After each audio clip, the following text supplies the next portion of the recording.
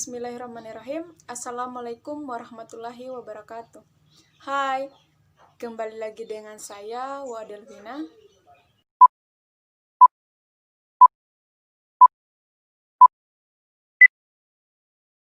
Dan pada video kali ini, kakak akan menjelaskan tentang sumber-sumber energi, serta energi dan perubahannya. Jadi adik-adik, sumber energi adalah segala sesuatu di sekitar yang mampu menghasilkan suatu energi, baik yang kecil maupun besar. Ada berbagai macam sumber energi yang bisa menghasilkan dalam hal pembagiannya. Sumber energi secara garis besar dapat dibedakan menjadi dua kelompok, yaitu satu, sumber energi yang terbarukan atau dapat diperbaharui. Sumber energi terbarukan atau yang dapat diperbarui dan bisa dipakai tanpa khawatir akan jadi habis. Contohnya, 1. Energi matahari atau cahaya. Energi matahari sangat melimpah jumlahnya, khususnya bagi wilayah yang beriklim tropis. Pemanfaatan sinar matahari adalah dengan menggunakan sel surya yang berfungsi mengubah energi surya menjadi energi listrik. Kemudian ada juga yang memanfaatkan sinar matahari untuk memasak dengan menggunakan produk kompor bertenaga sinar matahari, contohnya di negara India.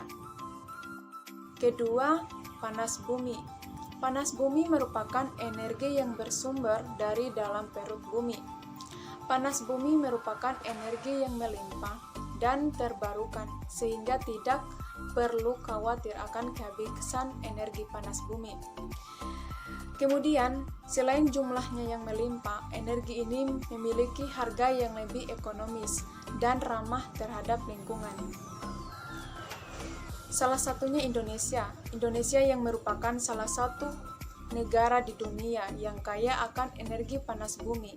Hal ini dikarenakan Indonesia mempunyai banyak gunung berapi yang aktif yang menjadi keuntungan tersendiri bagi negara kita. Contohnya, pemanfaatan panas bumi adalah dengan mengubahnya menjadi pembangkit listrik. Yang ketiga, angin. Pemanfaatan energi angin sedang gencar-gencarnya dilakukan oleh banyak negara di seluruh dunia karena sumber energi ini tidak terbatas jumlahnya. Pemanfaatan energi ini menggunakan kincir angin yang dihubungkan dengan generator atau turbin untuk menghasilkan tenaga listrik. Yang keempat, energi biomasa. Biomasa terdiri dari tanaman hidup, pohon mati, dan serpihan kayu. Kelima, energi gas alam. Energi gas alam merupakan energi yang terbarukan dan harganya lebih terjangkau daripada bahan bakar minyak. Keenam, pembangkit listrik tenaga air. Energi yang bersumber dari tenaga air sudah lama dimanfaatkan oleh manusia karena ramah lingkungan dan juga melimpah. Pembangkit listrik tenaga air atau PLTA merupakan salah satu contoh pemanfaatan tenaga air untuk kehidupan yang lebih baik. Kemudian selanjutnya, energi pasang surut. Pasang surut air laut dianggap lebih menjanjikan hasil yang maksimal bila dibandingkan dengan tenaga surya dan tenaga angin. Tetapi pemanfaatan energi pasang surut masih sedikit, hal ini dikarenakan biayanya yang mahal. 2. Sumber energi terbarukan. Sumber energi jenis ini jumlahnya terbatas atau bisa habis dan tidak dapat diperbarui walaupun ada yang bisa diperbarui, tetapi memerlukan waktu yang sangat lama. Sumber energi ini saat ini masih merupakan sumber energi utama yang banyak digunakan, walaupun banyak pihak sudah beralih menggunakan sumber energi alternatif. Pertama, sumber energi yang berasal dari fosil. Sumber energi ini sebenarnya bisa diperbarui, tetapi memerlukan waktu hingga jutaan tahun. Berasal dari makhluk hidup yang mati dan terpendam dalam tanah hingga jutaan tahun. Contohnya minyak bumi dan batu bara. Kedua, sumber energi yang berasal dari mineral alam. Mineral alam bisa dimanfaatkan menjadi sumber energi setelah melalui beberapa proses. Contohnya, uranium yang bisa menghasilkan energi nuklir. Kemudian, energi.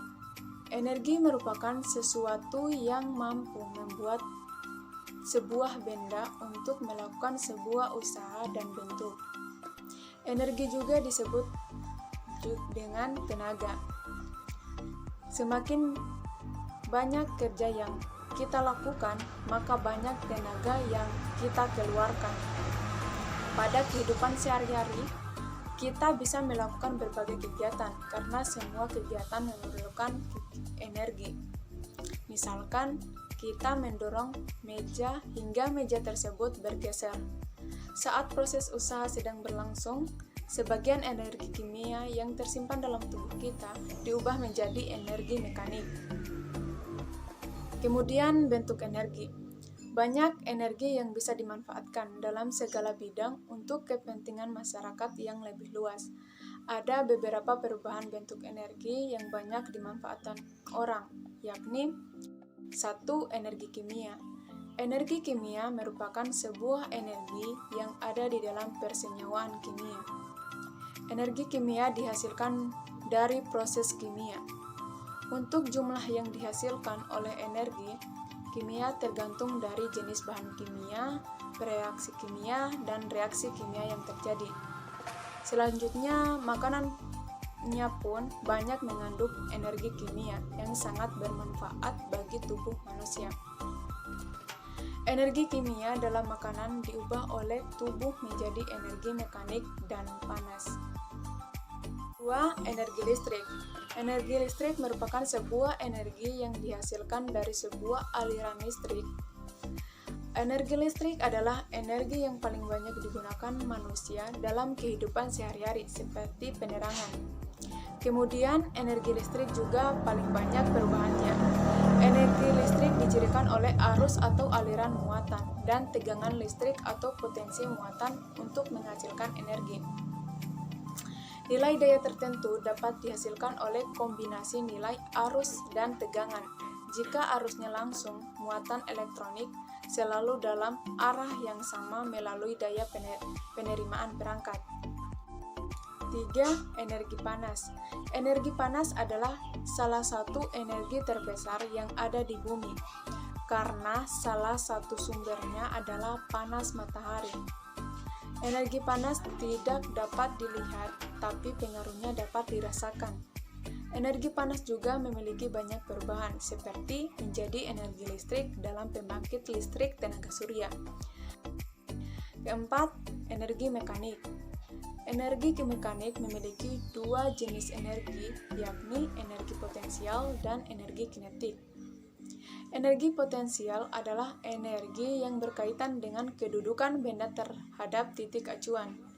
Titik acuan akan menjadi tolak ukur penentu ketinggian suatu benda. Sementara itu, energi kinetik adalah energi yang berkaitan dengan gerak suatu benda. Pada energi mekanik, energi ditentukan oleh massa benda dan kecepatan.